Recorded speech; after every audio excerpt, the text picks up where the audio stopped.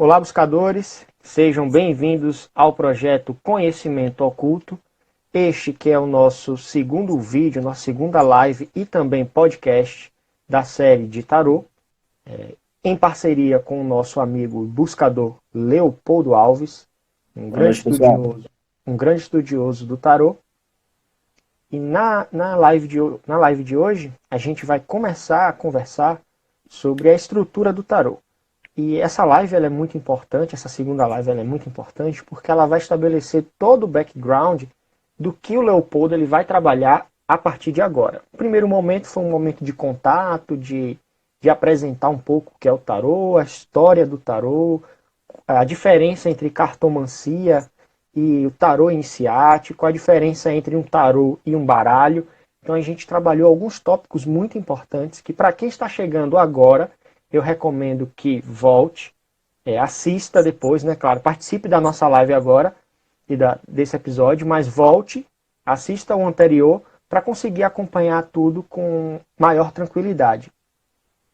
E a live anterior, ela está disponível no YouTube e está disponível em formato de podcast em diversas plataformas. Então, acho que praticamente todas as plataformas de podcast, o Conhecimento Oculto, ele está lá disponível. Vocês podem reprisar tudo que a gente viu anteriormente. E só uma notícia de última hora e de última mão também, e vai sair somente em formato de podcast, está em produção um microcast sobre a história do tarô. Então a gente conversou no episódio anterior, um pouco da história do tarô e eu estou preparando uma faixa bônus para sair na transição entre a live anterior e a live de hoje sobre a história do tarô. Então deve sair até sábado, creio que ela já esteja disponível. Mas ela só vai sair em formato de podcast. Ela não vai sair em vídeo, não vai ficar disponível aqui no Instagram, nem vai ficar disponível no YouTube. Vocês só poderão ter acesso através do podcast. Quer falar alguma coisa, Leopoldo? Quero primeiro Eu falo agradecer demais. novamente o espaço aí que você está cedendo para esse projeto. Muito bacana. Desejar uma boa noite a todos que estão participando aí e vamos que vamos. Então vamos lá. Eu gosto de falar muito. Então já combinei com o Leopoldo que eu vou falar um pouco agora, no início, e depois a gente vai deixar que ele fale, porque afinal o espaço, apesar de ser o projeto do Conhecimento Oculto, mas é algo compartilhado. E hoje o grande protagonista dessa série é o Leopoldo, trazendo seu conteúdo, seu conhecimento. Também digo para o pessoal que está aqui na live que vá lançando as suas perguntas, que ao longo da nossa live aqui eu vou buscando essas perguntas, inserindo dentro do que cabe, do contexto do que o Leopoldo vai estar apresentando. E reforçar que quem participa da live tem a oportunidade de tirar a dúvida ao vivo. Então o Leopoldo vai estar disponível aqui, nesse momento, para a gente tirar a nossa dúvida. Então você participando da live tem a oportunidade de tirar essa dúvida, tá bom? Então para iniciar a nossa conversa, eu acho que é importante, pode parecer algo lógico, mas eu acho importante a gente determinar como é que se dá a estrutura do tarô. Eu vou fazer isso para eu ter alguma participação aqui neste momento, porque realmente eu não manjo nada disso. Então, para não falar que eu não fiz nada nesse episódio, só fiquei aqui atazanando o Leopoldo, eu vou já dar um background de como é que se organiza essa estrutura do tarô. Então a gente já viu na live anterior que tarô é uma coisa, baralho é outra. São coisas totalmente diferentes. Então o tarô, ele segue uma estrutura.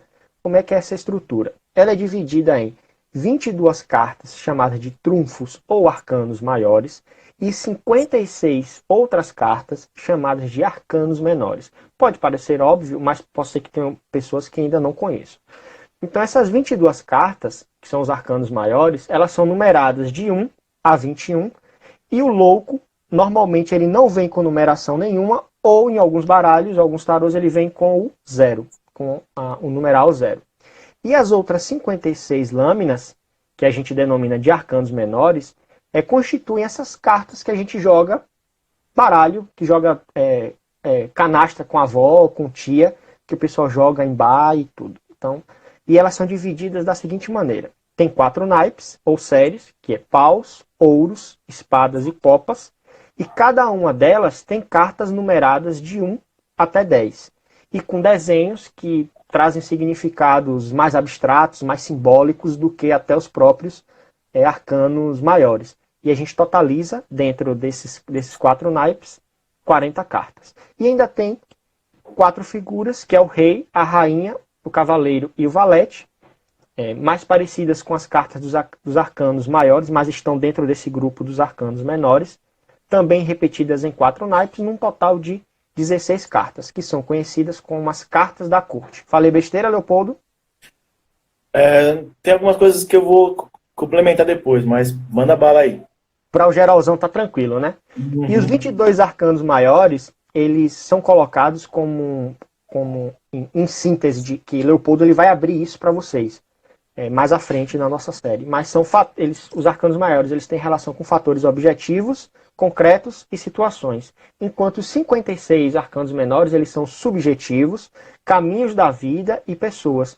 Então, são meio que complementares. Uma coisa vai complementando a outra, porém, os arcanos menores eles vão te trazer mais detalhes de como as coisas vão acontecer. Tem mais nuances do que os arcanos maiores, apesar de serem muito mais famosos do que esses arcanos menores. E aí, dentro dessa organização básica do tarô, existe uma série de outras simbologias que estão relacionadas, principalmente nos arcanos menores, que tem relação com, principalmente, a tradição cabalística, que aí é algo que eu não tenho voz, não tenho espaço de fala. Isso é realmente o Leopoldo que tem essa especialidade. Eu não tenho essa especialidade. Tudo que eu falei, eu retirei do clube de tarô que eu já indiquei. Então, recomendo que para quem quer estudar fielmente, que busque o site Clube do Tarô e vão colocando as dúvidas que eu estou aqui atento. E aí, Leopoldo, agora eu deixo com você. Vou ficar aqui só fazendo meio de campo. Bacana. Bom, boa noite para quem entrou agora. Vou pegar o gancho que o Roberto deixou aí sobre a Cabala e vamos começar a falar um pouco sobre a estrutura do tarô, né? O que ele tem a ver com a Cabala. Na live anterior nós falamos muito sobre tradição, né? E ficou no ar o que é essa tradição que está dentro das cartas, né? Então, assim, é impossível falar de tarô sem falar de magia e esoterismo, principalmente esoterismo ocidental. Então, dentro da tradição do esoterismo ocidental, nós temos uma galerinha aí da Golden Dawn que fez um puta de um trabalho de reunir muito material, e praticamente todo o tarô que se conhece hoje é uma cópia do que foi feito pelo Waite Smith, né? Pela Pamela Smith e pelo Waite. Então, assim, o que acontece... E esse tarô está totalmente baseado na tradição da Golden Dawn, né? Todo esse conceito que eles trouxeram para o esoterismo ocidental está ali dentro daquelas lâminas. Acho que um dos TCCs do cara era fazer um tarô, né? Se eu não me engano, na Golden Dawn. E um outro tarô que ele também é muito, muito famoso, porém não necessariamente pro lado bom, é o tarô do Crowley, né? Que também é um tarô que traz aí toda essa tradição, só que o Crowley ele não tem papas na língua, ele coloca tudo o que precisa dentro do livro dele. É um livro muito extenso, é um livro bem pesado, mas quem quiser ler, chama o livro de Thoth, tá disponível na internet para comprar, né? Eu acho que não tem para comprar, mas acho que está em PDF na internet, é fácil de achar. Bom, falando especificamente de Cabala, né? Nós vamos entrar nos pormenores da Cabala, porque é muita coisa, né? Seria necessária uma live inteira só para falar de Cabala. Mas basicamente é a tradição mística judaica, né? E os judeus eles acreditam que o mundo está dividido em vários graus de consciência, né? Esses graus de consciência são as séfiras que eles colocam, né? Que são eles separam isso de uma forma esquematizada. Esse esquema é chamado de árvore da vida. Nessa árvore você tem 2 colunas, a coluna da misericórdia, a coluna do rigor e a coluna central, que é a coluna do equilíbrio. Eles acreditam que através do equilíbrio você consegue uma conexão, primeiro com o seu sagrado anjo guardião e depois com Deus, né?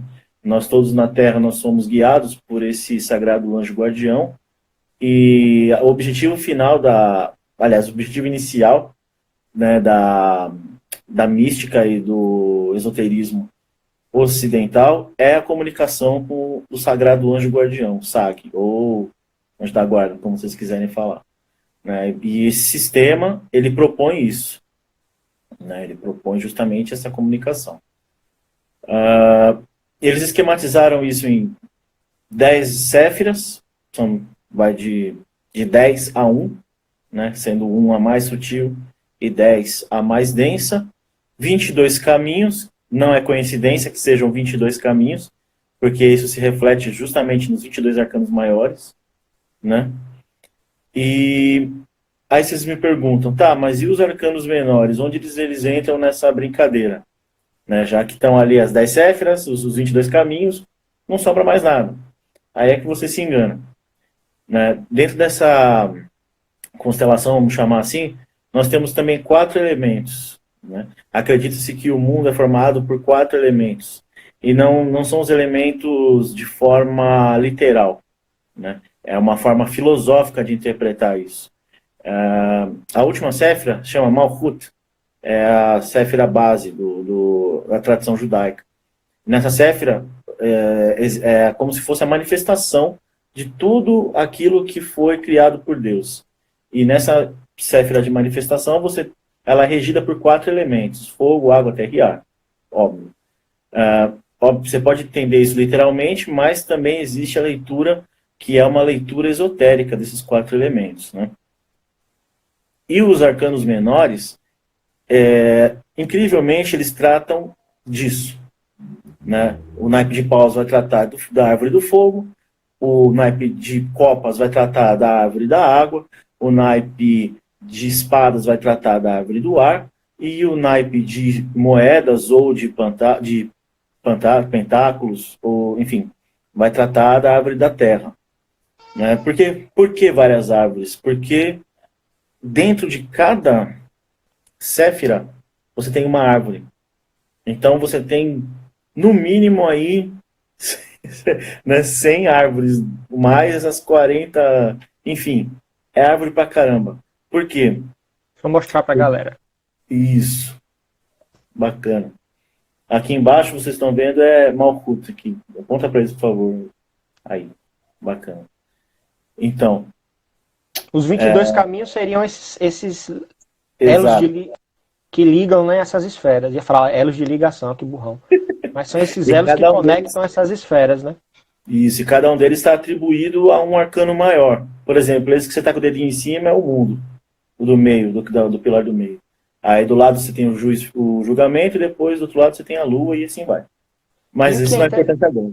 E o que é interessante, Leopoldo, é que o que tem sei lá, mas o que poderia colocar que tem as maiores forças, né, que tem uma concentração de energia muito grande, são as esferas, né? E essas esferas são os arcanos menores, né? O que conecta são os maiores. Como é que funciona um pouco essa relação? Ou eu estou falando bobagem? Porque a gente dá muita importância para os maiores, né? Mas os menores têm uma riqueza de, não sei se é energética ou de simbologia maior. Não sei se cabe isso. É que, na verdade, o que acontece é o seguinte. Os arcanos menores, como eu falei, na verdade, a ideia da Cabala, ela é uma ideia cíclica, em espiral. Né? Todo o esoterismo ocidental trabalha em espiral. Você começa das bordas, aí você dá uma volta e você chega no mesmo lugar. Só que quando você chega nesse mesmo lugar, você já tem todo aquele conhecimento da volta que você deu. Então, quando você chega lá, você já não está no mesmo lugar, você está como se fosse uma espiral. Você volta para o mesmo lugar, mas com toda aquela carga, você começa a ver coisas que você não via antes, entender coisas que você não entendia antes, e aí você dá a volta de novo, e vai. Então, a ideia da árvore da vida segue o mesmo conceito. Ela, na verdade, ela é só um esquema. Né? Ela não é uma estrutura fixa, ela é só um esquema. E esse esquema se repete sempre. Eles sempre vão trazer esse esquema para dentro do nível de entendimento de cada elemento. Por exemplo, no naipe de paus. No naipe de paus, a gente está falando do fogo. Quando a gente fala do fogo, a gente fala da vontade, né? Não da vontade, do desejo mundano, mas da vontade, da verdadeira vontade, daquilo que você realmente precisa fazer, né? Aquilo que te move como ser humano, como princípio criador, né? Co-criador, na verdade. Então, você vai ver a influência de cada esfera, né? O que influencia os arcanos menores são as esferas e também os planetas e os signos, né? É um outro rolê. Os arcanos menores eles têm um outro rolê, porque acontece lá na manifestação, lá em cima, você tem todo o espectro da criação, todo o espectro da criação. E os arcanos menores eles representam isso, exatamente. Mas mais especificamente em Rockmar, né? Em Ketera ele ainda é só um princípio, não, isso é Binah, é do outro lado. Não, é porque dá o contrário aí. Pode Espelhado. Fazer aqui, ó. Exato. Ele se Valeu. foca. Não foca não, mas Eu, é o contrário. eu bati o olho, mas é isso aí. Exatamente. Em Rockmar você tem todo o espectro da criação. Isso é representado pelo zodíaco, né? Todas as energias que influenciam a nossa existência. Né? E não, a gente não está falando, a gente fala em zodíaco, a gente não fala da astrologia do João Bidu. Né? Existe um estudo esotérico com relação à astrologia, aos planetas, a tudo isso. A forma como essas energias funcionam também. Né? Perguntaram qual o título do livro. Eu indiquei na live passada. Chama O Tarot Cabalístico, do Robert Wang. É muito bom. É o que eu estou usando como base. Né? Apesar dos outros livros que eu indiquei serem muito bons, o do Wang é o que vai tratar de praticamente todos os tarôs que eu falei aqui. Do Crowley, do Waite, do Marcella. Ele vai trazer um paralelo entre todos esses. E tratar de Cabala também, junto com isso. Tá invertido, mas o que eu mostrei aí, o pessoal, é o Cabala prática, sem mistérios.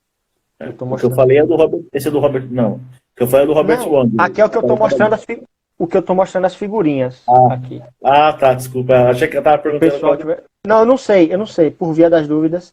Bacana. Eu queria aproveitar, Leopoldo, e emendar uma pergunta da Lua Deserta.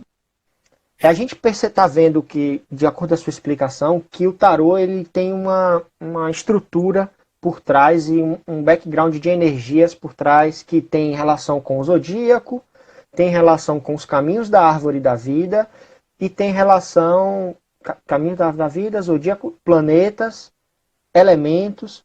Com base nisso tudo, o que se mostra de iconografia, de representação gráfica numa lâmina de tarô, ela reúne uma série de conhecimentos, porque afinal a gente tem tudo isso de maneira metafísica e um artista ele condensa, um estudioso, né, condensa tudo aquilo numa lâmina, em determinada lâmina. Aí a Lua Deserta ela me fez uma pergunta, sobre a iconografia dos decks, interfere algo ou muda algo nos decks mais modernos, aqueles que se distanciam da simbologia do Rider-Waite? Na verdade, o que acontece com o Waite é que ele vai trazer o que está no livro do Agrippa, né, dos 3 livros de filosofia oculta. Ele não inventa nada. Ele que é uma pedra angular para o esoterismo ocidental, né? Exato. Aqui, ó, você vai ver, não sei se dá para vocês verem, mas no tarô do Crowley, ele já coloca o planeta aqui em cima e o signo que se refere ao arcano menor. Ele faz isso em todos os arcanos menores. Todos. Então, para quem está estudando, e se você for ver, a palavra-chave que ele usa, ela traduz o desenho que o Waite usa. Se você pega só que lógico, você vai ter que interpretar essa palavra. Mas você vai ver que, observando a palavra-chave que ele utiliza aqui, com o desenho do Waite, você vai entender muito melhor qual o significado daquela carta. É importante dizer também outra coisa. O Waite, ele tem ele estava sob juramento quando ele fez o baralho dele. Então ele suprimiu muita coisa, mudou algumas outras, mas o sentido... e ele deu um outro sentido também para algumas coisas. Tá? A gente tem que lembrar que ele era fervorosamente cristão, né? Então você tem aí também uma carga de machismo, uma carga de cristianismo, né? Você tem algumas... sempre pensar o seguinte, quando você está olhando para as lâminas do Waite, você está imaginando um homem falando para outro homem. Em nenhum momento se imaginava que você teria uma mulher vendo o baralho, tá? Porque a simbologia, se você vai ter que analisar isso, tanto que como que foi quebrado isso em alguns tarôs? Foi colocado algumas figuras andrógenas e em outros momentos foi colocado seres como, por exemplo, aqui, ó. Você tem simplesmente seres andrógenos. Quer dizer, independente de você ser homem ou mulher, se você estiver olhando a lâmina, você vai ver seres andrógenos e você vai fazer a junção do seu consciente e subconsciente, independente de qual lado da moeda você está nessa encarnação. Tanto faz, né? Agora, já você tem que tomar esses cuidados quando estiver analisando as lâminas do Waite. Acho E aí, que acho que eu respondi ou não. Acho que sim, né? ela vai falar pra gente aqui nos comentários. E aí eu queria também frisar uma coisa que é interessante, a gente até comentou sobre isso no nosso esquente antes da live passada, que todo tarô, se a gente parar para analisar, ele acaba sendo um livro. Ele pode ser um livro de história, ele pode ser um livro de estudo, e principalmente de estudo. Como você trouxe, cada arcabouço simbólico ele vai trazer uma informação. E isso não se resume só ao tarô, mas ele se traduz em vários outros baralhos. Mas o tarô, especificamente falando, ele realmente reuniu todo o conhecimento da tradição esotérica ocidental. E na história, acho que, não sei como foi que aconteceu, principalmente os trunfos, né? Mas a gente não sabe como é que esse negócio surgiu, a gente só sabe que existe, que a gente consegue remontar primeiro aparecimento, mas assim, já se existia a cultura do tarô, pelo menos dos trunfos, quando o que a gente tem como mais antigo, que é o de Visconde Sforza, veio, ele foi encomendado, então já existia-se o tarô. E o conhecimento está todo condensado ali. Claro que ao longo desses anos foram se agregando outras simbologias e outras coisas. Mas se a gente pegar um Rider-Waite e pegar um Visconde Sforza, você percebe que tem muita similaridade entre uma coisa e outra. Acho que a maior carga simbólica está ali. Aí o que acabou acontecendo? Mudança de cores, o traço do desenho, a inserção de pequenos outros símbolos, a mudança de casa de um para o outro, e aí mudou um pouco a forma como a história é contada e se mudou também a maneira de como esse livro ele é lido. Porque como você falou, o tarô de Thoth, ele segue essa organização do tarô, porém ele conta uma outra história, além da própria história que um tarô convencional, vou colocar assim, universal, que é o Waite, né? Rider-Waite é considerado um tarô universal. Muitos chamam Exato. de tarô universal, né? Tem muita similaridade, porém existem outras histórias por trás desse tarô. Por que eu estou falando isso? Eu estou tendo uma afinidade, uma aproximação muito grande com o baralho dos 40 servidores, que não é tarô, é um baralho. Porém, a gente percebe que ele vai contando uma história, se existe uma história mesmo mesmo para um baralho, que não segue toda essa estrutura e não tem todo esse background, que eu acho que o Leopoldo também ainda vai comentar, sobre o Lamen, a organização do Lamen e algumas outras coisas que vão desaguando e conduzindo à questão dos arcanos menores. Mas assim, o tarô é um livro, não é só para você adivinhar, mas é um livro. E aí cada autor, acho que ele vai colocando um pouco da sua filosofia e da mensagem que ele quer passar através desse livro que é o tarô, que a gente tem. Colocaram aqui que tem um deck só com figuras femininas, se existe uma mensagem. Aí a gente tem tarô mitológico, que tem uma outra mensagem. Cada tarô tem uma mensagem diferente para que se tenha essa questão de transmissão do conhecimento. Tem algumas teorias que até dizem, né, que o tarô ele foi usado para se transmitir a tradição cabalística. Algumas pessoas são dessa linha de pensamento, né? Exatamente. O Crowley, ele traz, na verdade, a lei de Telemann dentro dos arcanos maiores dele, né? Toda a ideia, tanto que ele troca o julgamento pelo Aeon, ele acredita que aquela noção de julgamento já foi, né? A ideia é, ele é o profeta do novo Aeon, então ele traz ali a lei de Telemann dentro do tarô dele, por isso que ele muda algumas coisas ali, né? E outras por correspondência por correspondência zodiacal e diferença de casas e entendimentos, e outras simplesmente por intuição. Não, mas enfim. O Gui fez uma pergunta aqui relacionado à força no tarô mitológico, e que é a representação da figura masculina, que é o Hércules, e eu acho que a gente meio que já respondeu.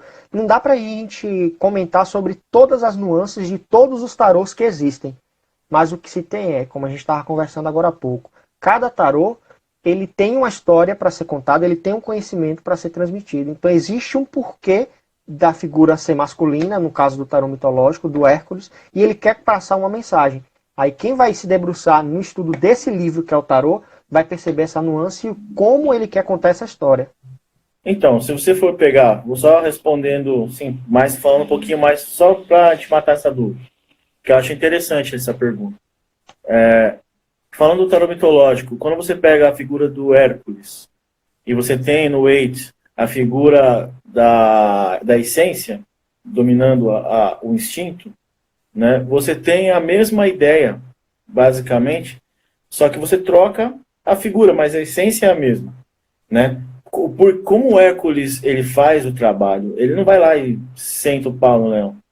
Ele tem que armar uma estratégia, ele tem que fazer com que a casca do leão é impenetrável, a pele do leão é impenetrável, ele tem que estrangular o leão, ele tem que encontrar uma forma de domesticar aquela fera. Então, quer dizer, a ideia geral da carta se mantém, né? Que é, na verdade, a ideia que o Waite traz é que o leão ele já não te ataca porque ele quer estar conectado com aquela energia superior, com aquela consciência superior, né? Então ele vai brando e se amansa e se aproxima da essência sem mordê-la ou sem arranhá-la. Tanto que a ideia não é a mulher apurrinhando a boca do leão, né? Simplesmente com docilidade ela abre a boca do leão, né? Então, a gente tem aí... Bom, vamos lá. Só para ter uma noção mesmo dessa diferença, mas que no final não é tão diferente assim. Eu queria falar um pouco, Roberto, também agora, aproveitar esse gancho aqui da Cabala, para tentar explicar um pouquinho essa ideia do que é essa energia que a gente fala quando fala de Cabala, para a gente poder dar continuidade, porque eu acho que não vai dar para falar tudo o que a gente tem que falar hoje. Tem que ter uma parte 2. Sim, porque eu queria falar exatamente a ideia de cada número, como esses números influenciam as cartas, né? Mas eu vou tentar passar para vocês, através de uma historinha, mais ou menos como funcionam essas energias dessas 10 esferas, que são as 10 cartas dos arcanos menores. A gente vai trabalhar primeiro com os arcanos menores, para entender essa ideia dentro dos arcanos menores. Depois a gente vai jogar isso nos arcanos maiores, porque nos arcanos maiores isso fica um pouco mais subjetivo e é um pouco mais difícil de entender. Então é melhor a gente trabalhar com os arcanos menores, está fechadinho. São 10. Outra coisa que eu queria comentar antes disso, falando do Lamen, que você comentou. Pode dar uma ênfase nessa questão do Lamen. Se por sinal o nosso tempo ele não couber, como a gente está tendo um público, o pessoal está interagindo, eu acho que vale a pena a gente encerra o período de 1 hora, retorna, e aí depois eu junto tudo isso e faço a postagem via cast e via vídeo. Não tem problema, já que está tendo a interação, a gente mata pelo menos o que você tem como proposta. Você que manda. É assim, existem algumas relações muito interessantes dentro do tarô, inclusive de cores.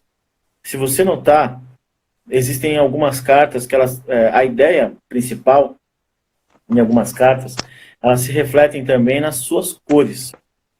E uma coisa interessante é que o tarô... Exato, aí, ó. Bacana. Se você notar, você vai ver que na árvore do meio você tem as 3 cores primárias, embaixo você tem as 3 cores secundárias, e o Malkuth é formado por cores terciárias. E lá em cima você tem as cores neutras. Isso não é por acaso, tá? Isso não é por acaso. Isso faz parte da ideia da forma como se organiza isso. E se você monta um esquema em cima dessas cores, isso forma o que a gente chama de lamen. Também com os arcanos menores ao redor e tal. Exatamente, essa coisinha bonita aí. Mas aí tá só isso, exatamente. Tá só os maiores aí, né? Aí são só os maiores. Nesse lamen, né? Deixa eu ver. Aí são só os maiores. São os 12 signos, São só os os maiores. 12 signos, elementos, 3 elementos e 7 planetas. 7 planetas. São só os maiores. Bom, mas aí forma um grande lamen, né? O Elif. E isso ajuda a entender a relação. É, É o mesmo, a né? relação, exato. Aí dá no mesmo, só que, enfim, é de outra forma, mas tem outros significados, né? Isso daí a gente vai, se Deus quiser, chegar aí. Por Vamos enquanto, lá. vamos No explicar básico. direitinho qual que Vamos é no essa básico. ideia. Para que serve isso? Qual que é a ideia? O lamen te ajuda a entender a correlação que existe entre as cartas. Não é uma correlação direta, tá? Existem símbolos, significados, é como se fosse, eu vou parafrasear o Frater Goya, é como se fosse um hipertexto, né, de uma carta com a outra aqui, com toda licença. E isso existe, tá? Isso faz parte da ideia de você ler e entender o tarô, tá? Essa ideia do hipertexto. Então vocês podem aí mandar a bala, começar a dar uma analisada e viajar na ideia.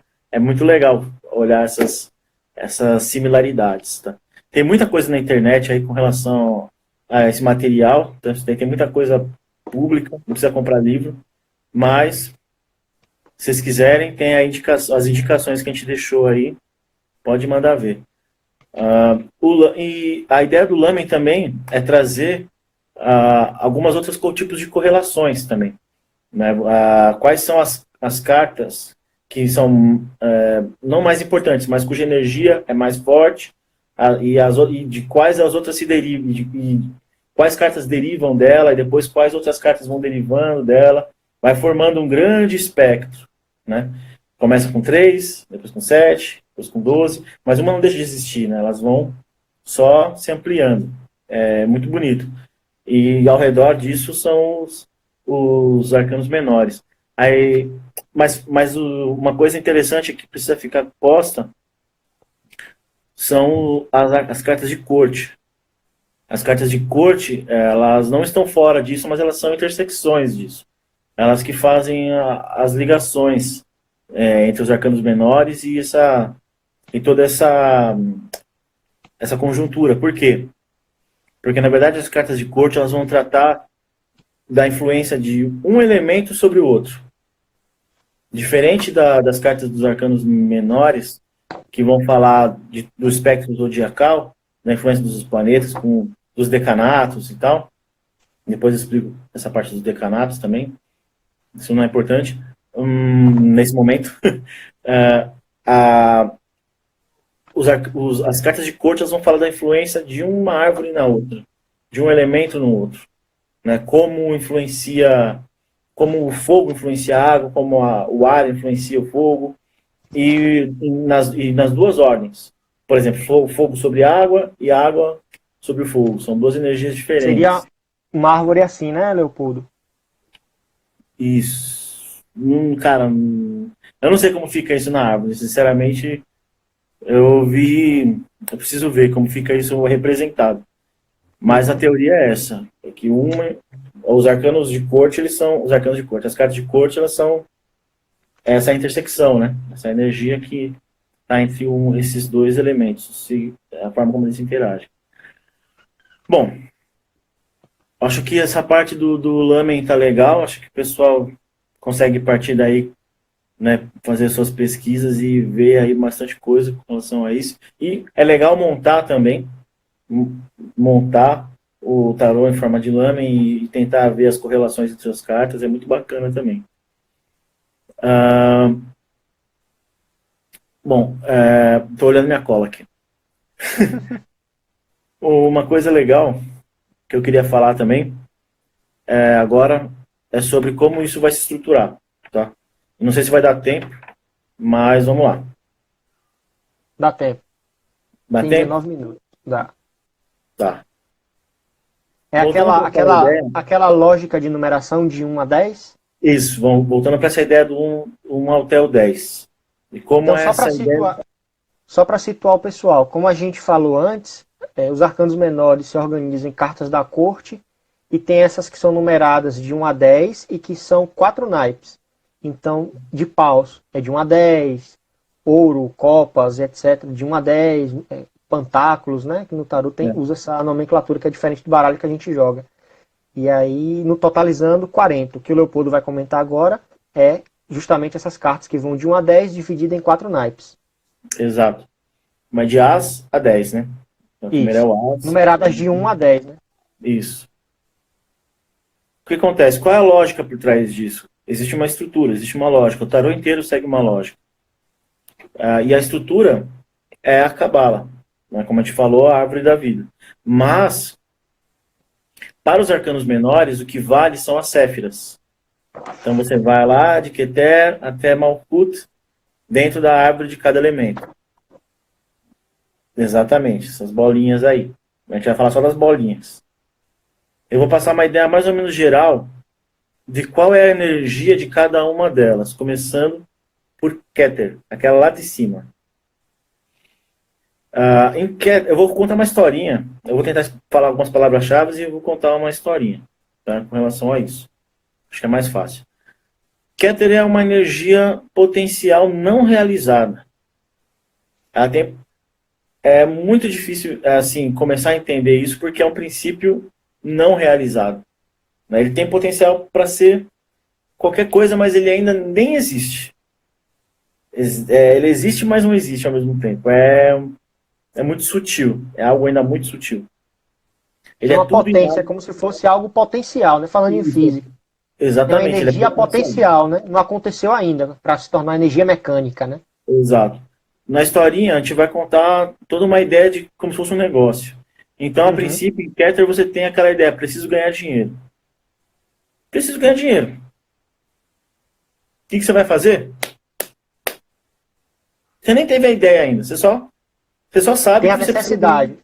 Você sabe que tem a necessidade, mas você nem teve a ideia de como você vai fazer isso. Mas você sabe que você Uhum. precisa. Enfim, mais ou menos por aí. A segunda esfera é Rockmar. Em Rockmar você vai ter, aí sim, a, todo o espectro. Todo. Todo o espectro. E você também tem a ideia de dualidade posta. Tá? Entende-se também essa ideia de dualidade em Rockmar. Mas, a princípio, a representação é o zodíaco. É o zodíaco completo. Ou seja, então você tem todas as possibilidades. É aquele momento que você para e você faz, que você vê todas as opções que existem para você ganhar dinheiro, todas aquelas que não estão também ao seu alcance, mas você ainda não sabe. Você ainda não sabe que não está ao seu alcance. Então, E só em para rock, complementar a explicação, aqui, né, no diagrama do Groll e do Del Débio, o Keter é onipresença e o Rockmar é onipotência. Eu acho que já onipotente. começa a trazer muito essa ideia do que você está falando. Uhum, exatamente. Onde você vai limitar isso? Ao que diz respeito a você, em Binah. Binah vai limitar essa ideia. Ela é representada também por Saturno, né, o grande limitador, mas nela que você vai ter essa ideia de não realização ainda, mas de limitação. Por exemplo, tem todo um monte de ideia para ganhar dinheiro, mas quais realmente eu sou capaz de colocar em prática? Apenas algumas. Aí, dentre essas algumas, você vai escolher uma. Essa é a ideia de binar. Restringir, restringir, restringir, até chegar à manifestação da E, ideia. e aqui Não é tem, algo posto ainda. ele diz que Binah tem relação com o entendimento da palavra-chave e onisciência, que Onisciência. aí está correlacionando com a nossa historinha. Exato. E aí você começa a descer o abismo, né? Que a gente chama de abismo. Existe uma linha entre as três supernas que estão ali apontando para cima, são o primeiro triângulo apontando para cima. Depois vocês podem perceber que tem um triângulo apontado para baixo, que é vermelho, amarelo e azul. Nesse momento, você tem o início da manifestação, mas ainda estamos no campo das ideias. A gente ainda não está efetivamente trabalhado isso, mas você já tem uma ideia de como você vai ganhar dinheiro. É o plano de negócio. Você já tem o seu plano de negócio. Fala, bom, legal, já montei meu plano de negócio, já escolhi uma ideia, montei meu plano de negócio. Ainda não é um negócio. Eu ainda não estou ganhando dinheiro. Isso a gente está aqui nesse triângulo aqui. Isso está flutuando aqui nesses três? Tá em reset, que é azul. Ah, G7. Aqui. Exato. Desceu para cá. Veio da esfera preta para cá. Ele vai formando um raio. Ah, binar, daqui para cá. Isso. Passou por Daat, que é o abismo. Exato. A gente está nessa ideia. Isso se reflete depois nas cartas. É muito legal, que a ideia é que depois eu vou explicar número por número como se reflete nas cartas. As ideias que trazem cada cartinha dos arcanos menores. Isso daí é legal, eu estou explicando por conta disso. Uhum. Bom, você já tem o seu plano de negócio. Aí vem Gevurah. Gevurah é a grande espada. É onde as coisas começam a serem postas em prova. Ou seja, né? Perdão? É a vermelha, exatamente. Rigor. Dá ideia de rigor. Ele dá ideia de rigor. Já é a coluna do rigor. Lembra que eu falei que são duas colunas? Da misericórdia e do rigor. Aqui a gente está sempre transitando entre a coluna da misericórdia e do rigor. Misericórdia e rigor. É o famoso morde e assopra, né? Exatamente. Morde e assopra cabalístico. E a coluna do meio é sempre a coluna do equilíbrio entre essas duas energias. E aí você vai ter em Gevurah o quê? É aquele momento em que você vai olhar o mercado, você vai negociar com o seu fornecedor, vai fazer a arrecadação do capital inicial, vai negociar com o banco, você vai ter problema com contratação do funcionário, um monte de coisa, mas você ainda não tem um negócio. Você vai ter um monte de pequenos ou grandes empecilhos, até, mas eles vão depurando isso, né? Eles vão depurando a sua ideia, até chegar um momento que você finalmente consegue abrir sua empresa, que é Tiferet. Tiferet é a primeira esfera de manifestação. Apesar de ainda ser, ela é a realidade, mas ela ainda não está manifesta. Ou seja, você abriu sua empresa, ela não dá lucro, não dá prejuízo, abriu. Está lá, existe, é o princípio. Né? Você tem ali a essência, você sabe o que você quer com ela. Daí para baixo, meu irmão, aí o negócio começa a ficar mais interessante. Aí tem um outro véu, outro abismo aqui, véu, né? Depende da tradição, sim. Dependendo da tradição, sim. Mas você tem ali, você tem sim um outro véu aí, que é da ideia de que você está saindo de uma outra instância e está passando para um outro momento aqui, né? Lá em cima você tem uma ideia. Ali no segundo véu você tem o projeto. Agora no terceiro véu você tem realmente uma manifestação. Mas ainda não é uma manifestação concluída. Tá? Essa ideia vai ficar bem evidente. Não é físico ainda. Posso colocar assim que não é físico ainda. Não está. Então, fato, ideia. Nessa ideia que a gente está falando já é físico. Mas ainda não é concluído. Mas não seria ação, não é ação. Seria algo assim? Não. Porque no plano seria assim. Aqui seria a ideia inicial, o planejamento, aqui eu já estou começando a colocar em prática, e aqui seria um resultado, para ter uma ideia, uma linhazinha. Exato, isso. Só que aí é que tá. A prática, no caso, ela tem duas vertentes ali, né? São duas energias que vão trabalhar de novo, rigor e a misericórdia. Que vão trazer isso para a manifestação final, que é a consolidação. A consolidação é a palavra. Né? Isso porque como a gente está nos arcanos menores, a gente está trabalhando as energias superiores numa oitava menor. Então eu estou explicando dentro dos arcanos menores como isso se manifesta. Né? Porque dentro dos arcanos maiores isso é sutil. Isso aí vai para a ideia que você está falando. Já é de uma forma muito mais sutil. Nos arcanos menores é um pouquinho mais densa, como se fosse numa oitava inferior. Então, aí no terceiro grau da árvore, você já tem ação. Só que você tem duas energias trabalhando para fazer com que essa ação seja o mais perfeita possível. E a gente vai para elas agora. A gente vai para o 7, que é a energia de Netzach. Aí o que acontece? No 7, geralmente, as cartas elas trabalham com ideias possíveis, com possibilidades. Com todas as possibilidades do seu negócio funcionar ou não. Ele vai meio que replicar a ideia lá de cima de Rockmar. Né? Porque ele vai replicar essa ideia de todas as possibilidades do seu negócio dar certo ou não. Né? Em Netzach. Né?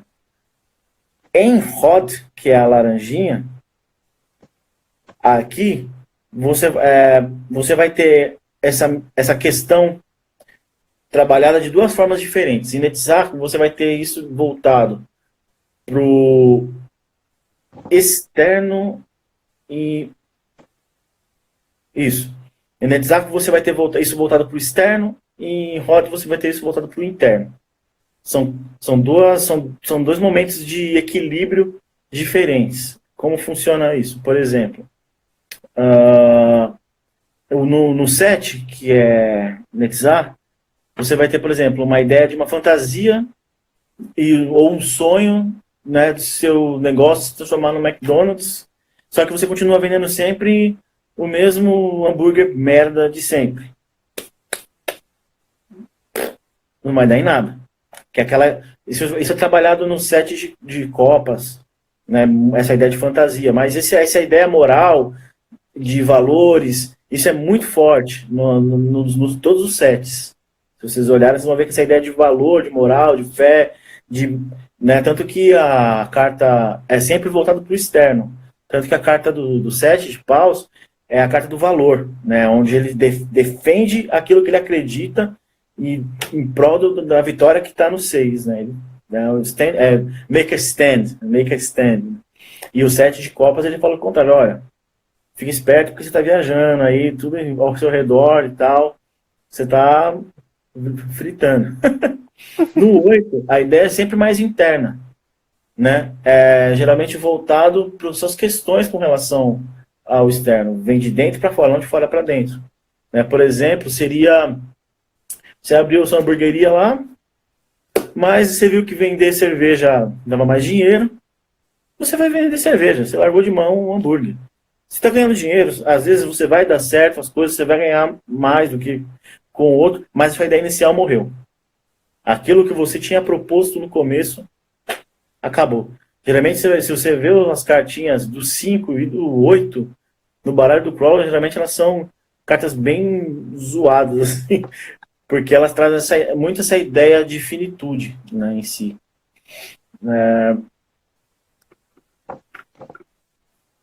No final, se você equilibra essas duas ideias, do 7 e do 8, você vai ter uma energia de concretização, de equilíbrio, que é o 9, que é um momento onde o seu negócio pode ir ou muito bem ou muito mal. Mas a energia já está encaminhada, você conseguiu equilibrar e você está no caminho certo. Você continuou o seu negócio da forma como ele tinha que ser, como ele foi idealizado. Você está seguindo essa ideia. Né? O fundamento dele, agora ele tem um fundamento. Ele não é só mais uma ideia, agora ele tem um fundamento. Que é essa é a palavra-chave, fundação. Né? Que é Iesod, que é o roxinho. Que é o roxinho. E aí, a partir disso, se você continuar equilibrado, se você continuar fazendo tudo, você vem para o reino da manifestação, que é a consolidação. As energias do 9 e do 10 são muito próximas. São muito próximas. Se você olhar o 9 e o 10, geralmente o 9 é uma dica do 10. É uma dica de como resolver o 10 ou de como sair do 10. Se você olhar, depois a gente vai explicar isso dentro de cada... E a gente segue essa ordem, né? Do Ás até o 10. Exato. Fazendo esse raiozinho. O raiozinho. Isso, até o 10. E no 10 é o quê? O 10 é a consolidação do seu negócio ou a falência. Ou um ou outro, depende da árvore que você vai estar analisando, né? Mas é a completude.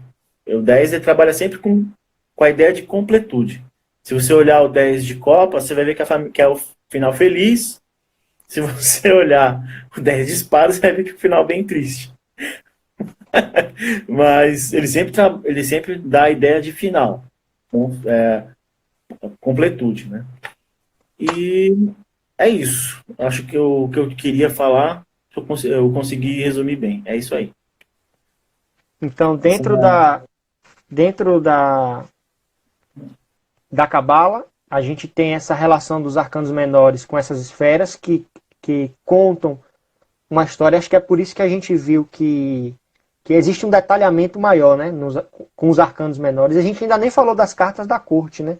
E Que a nem da nossa influência ideia astrológica deles. Porque é, eles vão mudar de acordo com a sua influência astrológica. Aí nós estamos falando de uma ideia geral que vai guiar essa influência astrológica, que é a influência da árvore da vida, né, de cada número. então, acho que para a gente fechar inicialmente essa live, a gente trouxe um pouco desse background que permeia o tarô e tem relação com a tradição cabalística. A gente não sabe como, não se tem um registro dizendo é assim. A gente simplesmente aceita que é desse jeito e funciona dessa forma. E parece que realmente foi feito para funcionar dessa maneira, mas a gente não tem o registro histórico de que o negócio funcionou desta forma, mas funciona muito bem. E eu acho que a gente cumpriu nosso objetivo. A gente falou do lamen, que tem uma importância muito grande, falou da árvore da vida e já deu até um overview do que é a cabala, né? E a árvore da vida. A cabala é muito mais, mas a gente comentou muito da cabala e deu um overview da árvore da vida. E fica a mensagem para as pessoas que é importante estudar outras coisas para que se tenha realmente a completude do tarô e que existe todo um universo a ser explorado, não é somente uma forma oracular, simplesmente oracular. Um colega Exato. até comentou hoje, se você quer trabalhar de uma forma oracular, anota os números num papelzinho de 1 a 22, os arcanos e tudo, e tira.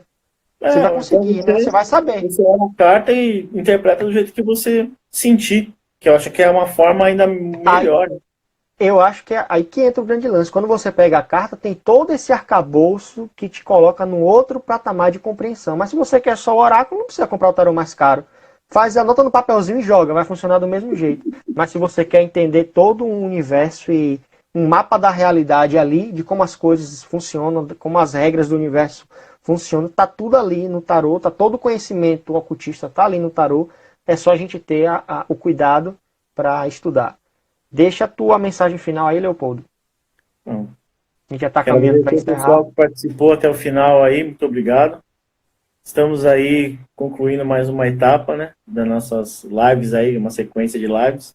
Tem mais pra frente, né, a gente vai falar dos arcanos maiores, vai falar dessa ideia da árvore da vida dentro dos arcanos maiores. E por enquanto é isso, pessoal. Muito obrigado. Até a próxima. Então, pessoal, agradeço a atenção de vocês nesse momento aí de quarentena. Vamos aproveitar para estudar, para refletir sobre muitas coisas, utilizar o tarô para se ter um autodescobrimento, acho que isso é importante, autoconhecimento. Então fica a mensagem de se cuidem, cuidando de você, você cuida do próximo e luz na sua jornada. Até a próxima live. Tchau, tchau. Valeu!